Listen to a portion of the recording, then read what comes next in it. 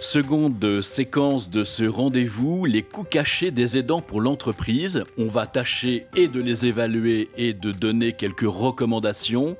Pour en débattre, à mes côtés, Nathalie Chusseau. Bonjour Nathalie. Bonjour. Vous êtes économiste, professeur à l'Université de Lille. Et Jean-Manuel Cupiec. Bonjour Jean-Manuel. Bonjour Patrick. Directeur du lab OCIRP Autonomie. Alors, quand on parle de coûts cachés, moi, pardon, ça évoque un célèbre, non pas économiste, mais chanteur qui s'appelle Johnny Hallyday, qui dit les coûts, quand ça arrive, les coûts, ça fait mal. Alors quand ils sont cachés, je pense que ça fait encore plus mal. Et c'est ce dont nous allons parler. Alors peut-être avec vous, Jean-Manuel, l'idée générale, c'est peut-être celle de se dire que si les employeurs ne s'occupent pas de leurs collaborateurs aidants, finalement ça va coûter cher et peut-être beaucoup plus cher que le fait de s'en occuper.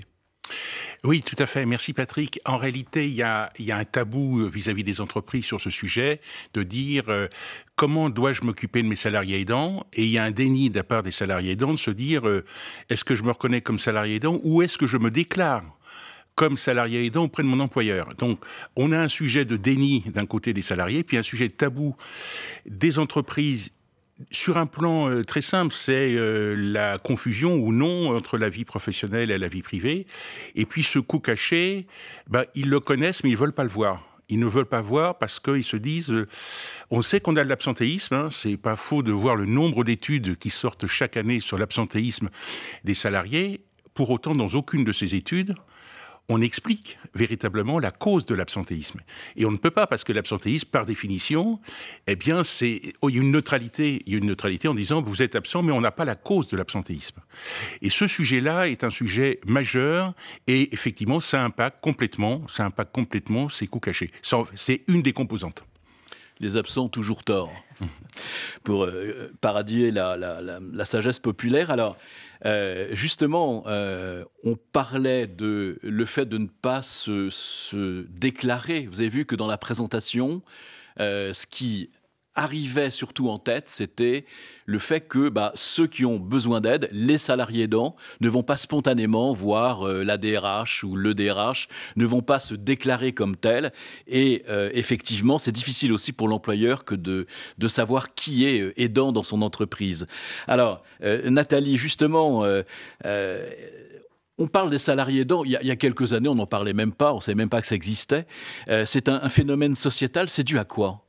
Alors, c'est essentiellement lié au vieillissement démographique, au vieillissement de la population, qui s'explique par l'allongement de l'espérance de vie. Et le problème, c'est qu'effectivement, jusqu'à 65 ans, on vit sans incapacité. Et puis à partir de 65 ans, un peu plus de 65 ans pour les femmes et à peu près 63 ans pour les hommes, là, la santé peut commencer à se dégrader. Donc ça veut dire qu'on anticipe, selon les projections démographiques, qu'en 2030, on aura un Français sur 3 qui aura plus de 60 ans. Et si on regarde les plus de 65 ans, en 2040, il y aura un quart de plus de 65 ans. Et en 2070, on sera à peu près à un tiers. Donc ça veut dire qu'on va avoir c'est un choc démographique et donc on va avoir une augmentation très importante des personnes qui vont être dépendantes. Et donc qui dit personne dépendante dit effectivement une augmentation mécanique du nombre des aidants. Alors un aidant, il peut évidemment aider quelqu'un d'autre, un proche qui n'est pas forcément en situation de dépendance liée au vieillissement. On peut aider quelqu'un qui est malade, qui a une maladie de longue durée, qui a un enfant handicapé, etc. Mais sur le simple volet de la dépendance, on anticipe qu'il va y avoir une augmentation mécanique du nombre des aidants. Et en 2030, on pense qu'on aura au moins 25% de salariés aidants si on regarde les projections démographiques. Donc, on ne peut pas y échapper. On sera probablement tous aidants au cours de notre vie et peut-être plusieurs fois. Mais Nathalie a totalement raison. D'ailleurs, la loi ne dit pas aidant, elle dit proche aidant. Pourquoi ? Parce que proche aidant, parce qu'il n'y aura pas assez d'aidants. Et vous savez que l'ancien vocabulaire aidants familiaux ou aidants naturels a disparu de notre vocabulaire pour dire maintenant ce sont des aidants, voire des proches aidants. Et là aussi, c'est une réponse démographique. Alors 2030, ça sera l'Odyssée de l'aidance, hein, on peut dire ça comme ça. Dans ce que vous disiez, Nathalie, il y a ces 60 ans, 65 ans, c'est-à-dire finalement un moment où très souvent, on quitte l'entreprise pour entrer en retraite. Alors, Jean-Manuel, en quoi ça concerne l'entreprise? On pourrait très bien dire, chef d'entreprise peut dire, moi, c'est plus mon problème. Hein. Oui, alors c'est vrai, sauf que c'est son problème parce que quand les chiffres qui ont été donnés, en tout cas la moyenne, je ne parle pas de l'entrée dans les danses, mais la moyenne qui est de 42 ans, vous êtes encore, y compris un junior, vous êtes proche d'être un senior, mais vous êtes encore dans l'entreprise pour quelques années, voire des dizaines d'années. Donc ce sujet-là impacte forcément l'entreprise. Vas-y. Alors justement, oui, moi je voudrais que Nathalie, vous me parliez des coûts cachés, de ce que ça représente, mais peut-être rebondir sur ce que vient de dire Jean-Manuel. Je vais juste rebondir sur ce que dit Jean-Manuel, c'est qu'effectivement, quand on a 60-65 ans, on va effectivement connaître probablement des questions, des problèmes de santé au travail, mais le sujet, c'est que vous allez vous retrouver dans l'entreprise vous êtes salarié et vous allez devoir vous occuper de vos parents, de la génération précédente. Donc vous êtes employé. Et puis on voit aussi quelque chose d'un phénomène un peu nouveau, c'est qu'on voit que l'âge justement d'entrée dans les danses ne cesse de baisser. Il était 39 ans il y a 3 ou 4 ans, on est passé à 33 ans. C'est-à-dire qu'on va se retrouver avec une espèce de génération un peu pivot qui va s'occuper de ses parents et qui en même temps continue à avoir des enfants probablement à charge ou en études à la maison.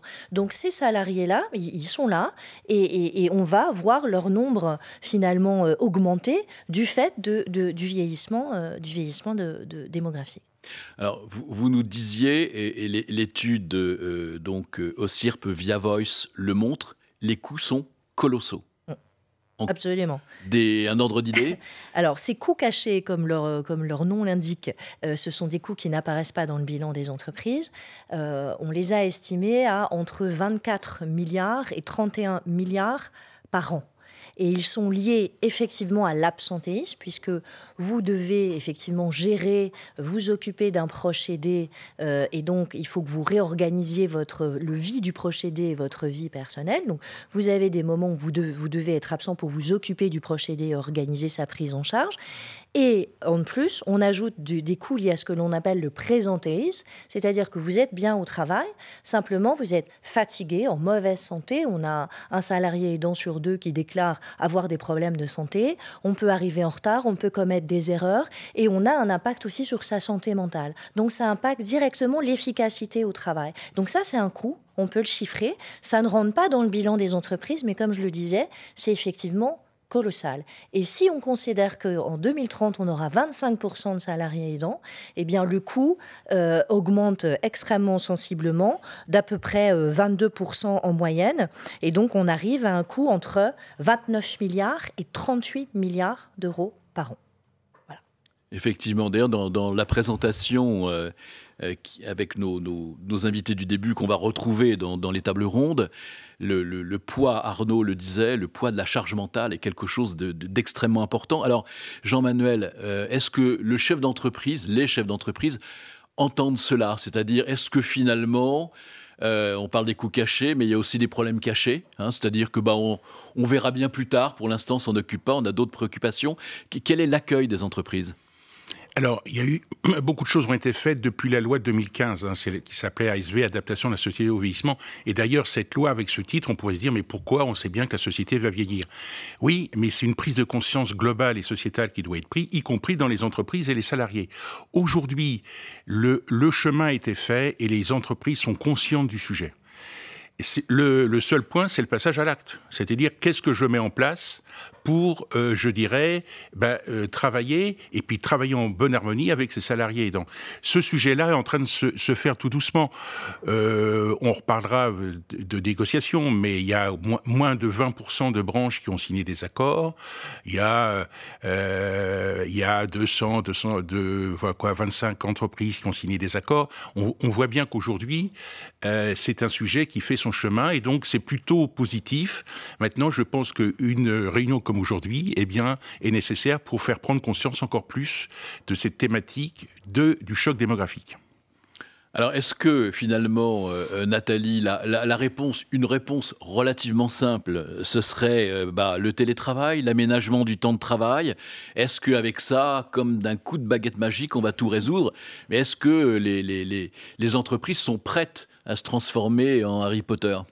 Alors, l'aménagement des horaires, la flexibilité des horaires et le recours au télétravail, c'est une demande que l'on retrouve de la part des salariés aidants. Et finalement, un certain nombre d'entreprises considèrent qu'ils peuvent accéder à cette demande. Évidemment, quand on peut télétravailler, évidemment, tous les métiers ne sont pas télétravaillables.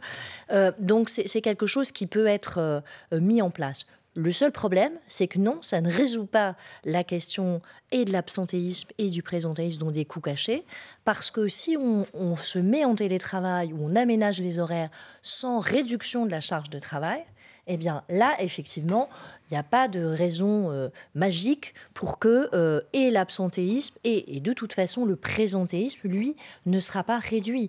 Parce que vous vous occuperez quand même de votre proche aidé durant la journée, vous allez régler les problèmes pendant les heures ouvrables, et puis le soir à la maison, vous allez faire du télétravail, et le lendemain, vous allez rentrer fatigué et à nouveau épuisé. Et donc, l'impact sur l'efficacité, votre productivité au travail, il va être toujours négatif. Et donc, il y a une vraie question derrière cela de la charge de travail. Et de la charge de travail peut-être à certains moments de ce que j'appelle le cycle de l'aidance.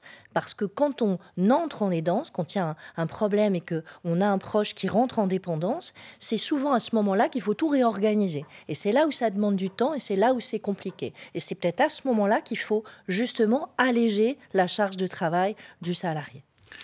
Charge de travail, charge mentale, ça fait beaucoup de charges, hein, ça commence à peser lourd, effectivement. Alors, vous avez fait le constat, vous avez évalué. Maintenant, quelques recommandations. Qu'est-ce qui peut être fait et qu'est-ce qui devrait être fait, Jean-Manuel? Qu'est-ce qui devrait être fait? C'est la prise de conscience qu'on est sur du temps long. Dans les chiffres qui ont été donnés, on voit que le temps de l'aidance, c'est en moyenne 9 ans. Donc, 9 ans, c'est du temps long et globalement, il va falloir que le salarié aidant, il puisse, je dirais, se dire, eh bien, j'ai devant moi quelque chose qu'il va falloir que j'intègre à ma vie personnelle, à ma vie quotidienne, avec des ruptures. Parce qu'il y a des moments où, effectivement, je devrais être plus présent que d'autres. Au début, ça va de soi, mais aussi au cours de ces 9 ans. Et donc, pour paraphraser, parce que la vie n'est pas un long fleuve tranquille, le sujet de l'aidance non plus. C'est qu'il va y avoir des ruptures tout au long de ce parcours. Et ça, si vous voulez, ça a une incidence directe. Et donc, la réponse, c'est il faut protéger ces salariés et de l'adaptabilité, je dirais, des horaires. Et ça, c'est un point aujourd'hui qui n'est pas encore complètement perçu. Bien sûr que beaucoup est fait quand on va rentrer dans les danses en disant, ça y est, on a mis ce qu'il fallait, les filets de sécurité, d'une certaine façon, mais pas vraiment tout au long de ce parcours. Et je pense que c'est une réflexion qu'on doit avoir et qu'on va mener ensemble avec Nathalie sur justement ce travail qui doit être fait tout au long en disant, eh bien, la protection sociale, c'est une des réponses, c'est pas la réponse, mais c'est une des réponses solides, robustes, je dirais, à cette démarche. Alors, on va avoir toute une table ronde consacrée justement à cela. Alors, Nathalie, le chiffre que donnait Jean-Manuel, qui est aussi important, 9 ans, le temps de l'aidance. Donc, 9 ans, c'est plus que l'âge de raison. Je crois que c'est 7 ans, l'âge de raison. Et donc, comment vous voyez-vous des réponses qui pourraient être apportées, bien évidemment dans l'écoute, etc. Mais est-ce qu'il y a un petit qui arrive comme ça? Déjà, Jean-Manuel l'a dit, mais travailler sur l'information et l'information des salariés aidants eux-mêmes qui parfois ignorent ce que c'est qu'ils sont aidants, qu'ils ont un certain nombre de recours, informer les entreprises, donc c'est lié à un meilleur management au sein de l'entreprise. Comme le cycle de l'aidance est long, j'ai dit l'entrée en l'aidance c'est compliqué, mais à chaque rupture nouvelle, quand le proche aidé, il y a une dégradation de l'état de santé du proche aidé, c'est là aussi qu'il faudrait intervenir. Donc il faut une écoute et je dirais une confiance au sein de l'entreprise avec son manager pour lui signaler sa situation et lui dire à certains moments, au bout d'un certain temps, mais là, je rencontre à nouveau des difficultés. Et puis, Jean-Manuel l'a dit, évidemment, la prévoyance, mais aussi, c'est une question de négociation collective. C'est quelque chose qui doit être discuté et négocié entre les partenaires sociaux, puisqu'on l'a dit, c'est un sujet sociétal et on ne va pas pouvoir y échapper. Et vous l'avez aussi dit, il est plus coûteux pour l'entreprise de ne rien faire que d'essayer de prendre à bras-le-corps cette question et de mieux accompagner ses salariés. Et donc D'ailleurs, notre dernière table ronde sera sur négocier et assurer, donc c'est plutôt directif. Et là, effectivement, on aura des orientations sur cette question. Eh bien, écoutez, les coûts cachés des aidants pour l'entreprise, on sait ce que c'est maintenant, on en prend conscience. Espérons que vous serez entendus parce que effectivement, plus on attend et plus on risque d'avoir de très mauvaises surprises au regard de ce que vous avez dit, Nathalie. La population vieillit, avance en âge. Et ça me fait penser à cette formule de Thierry Baudet qui parlait de la révolution de l'âge. On ne l'a pas vraiment vu venir, alors qu'on aurait pu quand même faire quelques efforts pour regarder. Mais en tout cas, merci de nous apporter vos lumières pour que la question puisse avancer année après année, comme en témoigne le baromètre avec on prend le pouls à chaque fois de ces nouveautés et ce dont on s'aperçoit, c'est de plus en plus prégnant. Bien sûr. Donc c'est la raison pour laquelle là on multiplie les tables rondes pour qu'il n'y ait aucun sujet de l'aidance et de l'aidance salariée ou salariale qui soit ignoré. Merci à vous deux, merci Nathalie, merci Jean-Manuel pour vos éclairages.